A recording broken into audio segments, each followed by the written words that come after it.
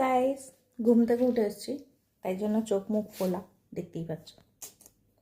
যাই হোক, তো ঘুম থেকে উঠে আসার কারণ রাত্রির হয়ে গেছে, বাট আমার প্রচণ্ড খিদে পাচ্ছে। দুপুর থেকে একটু না খাওয়াই প্রায়, মানে টুকটাক খেয়েছে, খুব একটা বেশি কিছু খায়নি। তো সেই কারণে খিদে পেয়েছে। তো আমার কাছে এই মুহূর্তে কিছু নেই, জাস্ট পড়ে আছে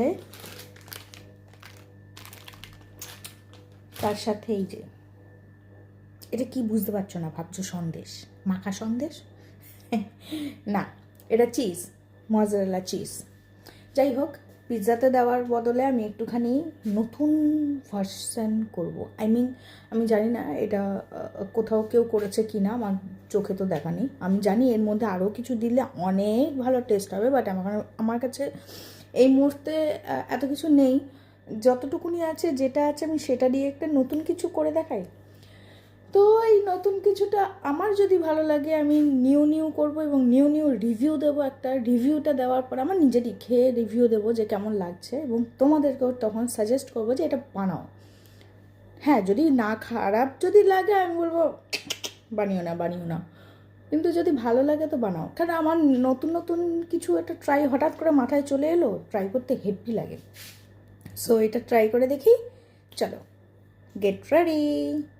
দেখো, আমি না এখনও কিন্তু চালু করিনি। হ্যাঁ, তো সসেজ জলে চুবিয়ে রেখেছিলাম, একটা জলে ধুয়ে চুবিয়ে রেখেছিলাম। তো ঘোলাটা হয়েছে, তার মানে মালটাকে আরও কষলে ধুতে হবে। তো একটু কষলে ধুয়ে না জলটা ফেলে দেবো, দিয়ে ফ্রেশ জল দেবো। ফ্রেশ জল দিয়ে আমি এই জিনিসটা বানাবো।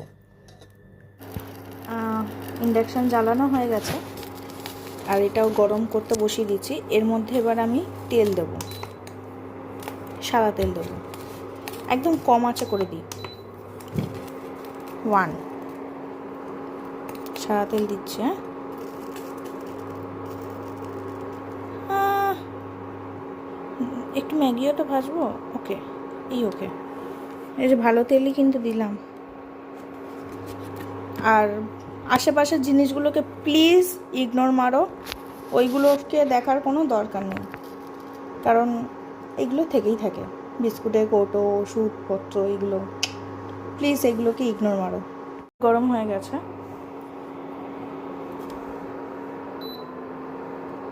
একটু ঘুরিয়ে দিলাম, চারিপাশে লাগিয়ে দিলাম যাতে কোনো জায়গায় না লাগে, ছিটকানো অবস্থায় নেই।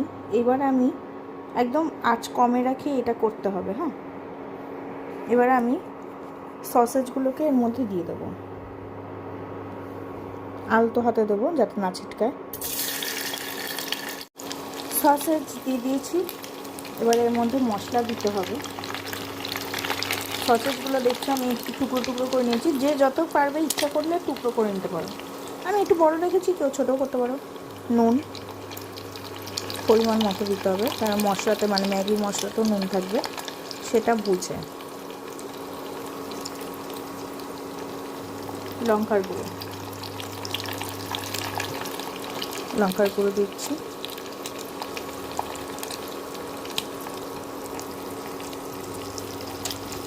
এরপরে যাবে ভাজা মশলা। এটা আমার একদম হোমমেড, আগের দিনও আমি দেখিয়েছিলাম হোমমেড ভাজা মশলা।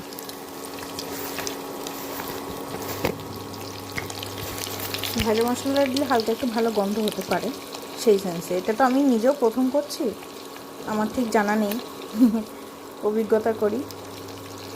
ভাজা মশলা আগের দিন বলেছিলাম, আবারও বলছি। গোটা ধনে, গোটা জিরে, গোটা শুকনো লঙ্কা, তেজপাতা, এইসব দিয়ে, আর হ্যাঁ, গোটা গরম মশলা, এইসব দিয়ে খোলায় নেড়ে গুঁড়ো করা আছে।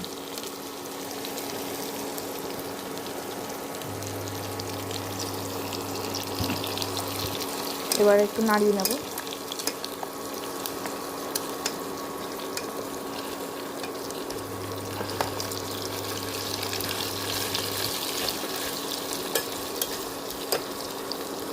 সসেজগুলো একদম ভাজা করে নেব, সুন্দর করে। যত ভাজা হবে না, খেতেও দারুণ হবে।